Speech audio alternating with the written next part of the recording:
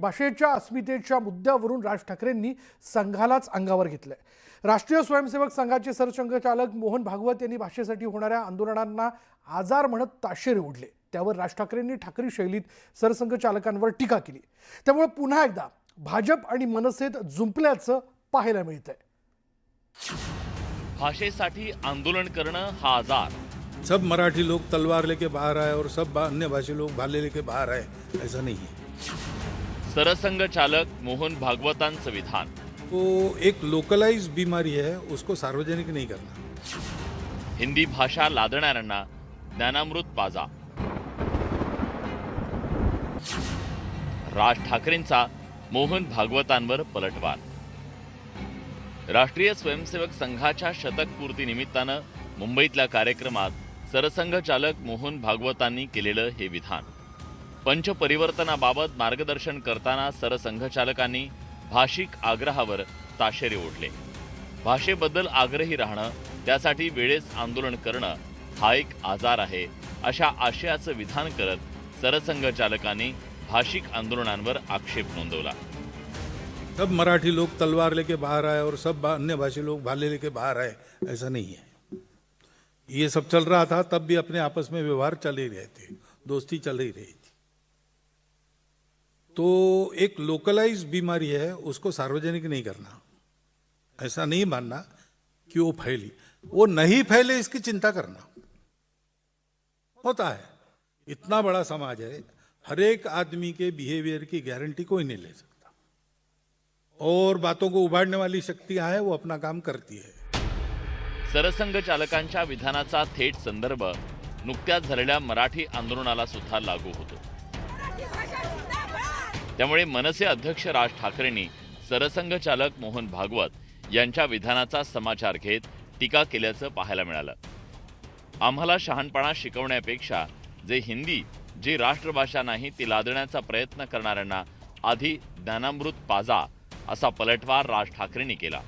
Social मीडियात विस्तृत post लिहित राज ठाकरेंनी सरसंघचालकांवर टीका केली, ज्यात राज ठाकरे म्हणतायत 8 फेब्रुवारी 2026 रोजी मुंबईतल्या एका कार्यक्रमात सरसंघचालकांच्या कार्यक्रमाला विविध क्षेत्रातल्या मान्यवरांना बोलवण्यात आलं। त्यातले काही हजर देखील होते, परंतु मोहनराव भागवतांना एक गोष्ट सांगू इच्छितो की ती सर्व मंडळी तुमच्या प्रेमाखातर आली नव्हती, तर ती नरेंद्र मोदी यांच्या सरकारी भीतीमुळे आली होती। नाहीतर आजवर का कोणी या असल्या रटाळ प्रवचनांना आलं नाही? त्यामुळे ती मंडळी आपल्यासाठी आली होती या गैरसमजातून प्रथम आपण बाहेर या।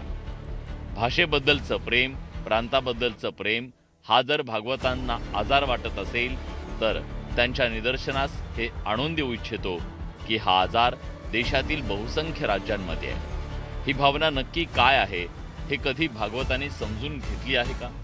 जेव्हा देशातील 4-5 राज्यातील लोकांच्या झुंडीच्या झुंडी वेगवेगळ्या राज्यात जातात, तिकडे आगाऊपणा करतात, तिथल्या स्थानिक संस्कृतीला नाकारून तिथल्या भाषेचा अवमान करतात, स्वतःचे मतदारसंघ तयार करतात, तेव्हा स्थानिकांच्यात रोष तयार होतो आणि त्यातून उद्रेक तयार होतो। याला तुम्ही आजार म्हणणार? आणि जर तुमच्या लेखी हा आजार असेल तर तो आजार आपल्या गुजरातमध्ये पण पसरला आहे। गुजरातमध्ये उत्तर प्रदेश आणि बिहारच्या हजारो लोकांना जेव्हा तिथून पळवून लावलं, तेव्हा तिकडे जाऊन समरसतेचे धडे का दिले नाही? असे धडे कर्नाटक, तामिळनाडू, आंध्र प्रदेश ते पंजाब ते पश्चिम बंगाल इथं जाऊन का दिले नाही? मराठी माणूस सहनशील आहे पेक्षा इथले सत्ताधारी लिबलिबीत करण्याचे आहेत, म्हणून भागवतांची हिंमत होते। संघाच्या कामाबद्दल आमच्या मनात आदर आहे, पण म्हणून अप्रत्यक्ष राजकीय भूमिका घेण्याच्या भानगडीत पडू नये, आणि पडायचंच असेल तर देशभरात हिंदी जी मुळात राष्ट्रभाषा नाही ती लादणाऱ्या सरकारचे कान उपटून दाखवा आणि मग आम्हाला समरसतेच्या गोष्टी शिकवा। राज ठाकरेंनी थेटपणे सरसंघचालकांवर टीकास्त्र डागत हल्ला चढवला, त्यामुळे लागलीच त्याचे पडसाद उमटू लागले। राज ठाकरेंच्या टीकेनंतर मुख्यमंत्र्यांसह भाजपच्या नेत्यांनी जोरदार पलटवार केला। संघविरोधी प्रचार करणाऱ्यांची दुकानं बंद झाल्याचा टोला मुख्यमंत्र्यांनी लगावला।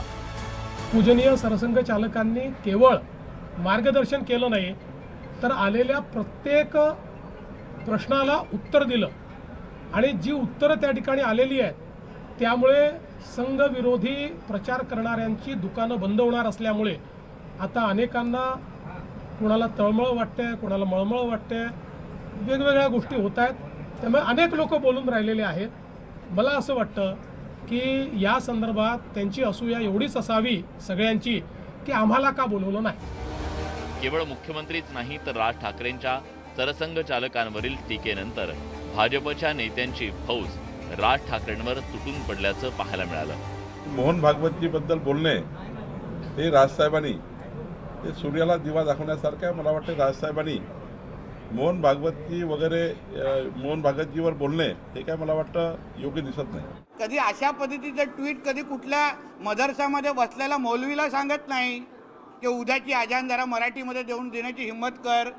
कधी मालेगावमध्ये जाऊन सांगत नाही, कधी मुंब्रामध्ये सांगत नाही जिथे ती कैसा हराया बोलत होती, हिंदीमध्ये बोलली ना, तर कसं हरवलं हा का बोलायची ट्विट केलं नाही. सगळे वाघाच्या कातड्या हे फक्त हिंदुत्वाच्याच विरोधात आणि हिंदू समाजाच्याच विरोधात दाखवण्याची ही जी काय मस्ती आहे ना, आणि मुल्ला मौलव्यांच्या वेळी गप्प बसायचं, म्हणजे मोहल्ल्यांमध्ये गेल्यावर चकार शब्द काढायचा नाही, तिथे आपलं जीभ उघडायची नाही, पण फक्त जिथे हिंदू आणि हिंदुत्वाचा विषय असेल तिथे लगेच आपला द्वेष पसरून पाकिस्तानमध्ये बसलेल्या अब्बांना खुश करण्याचा हा जो कार्यक्रम आहे ना, म्हणून मुंबईकरांनी आणि सगळ्यांनी घरी बसवलेला आहे. आधी हिंदी सक्तीचा प्रयत्न आणि काही वाचाळ नेते परप्रांतीयांनी मराठीला कमी लेखण्याचा प्रयत्न केला. या विरोधात महाराष्ट्रात मराठी आंदोलन सुरू झालेली. सरसंघ चालकांचं भाषिक आंदोलनाविरोधातल्या विधानानं पुन्हा महाराष्ट्रात मराठीवरून राजकारण तापल्याचं दिसतंय. राज ठाकरेंनी थेटपणे सरसंघ चालकांवर टीकास्त्र डागल्यानं त्यावरून राजकारण तापलंय. त्यामुळे हा वाद इथंच थांबतो की वाढतो हे पाहणं महत्त्वाचं ठरणार आहे. Bureau report, news 18 Marathi.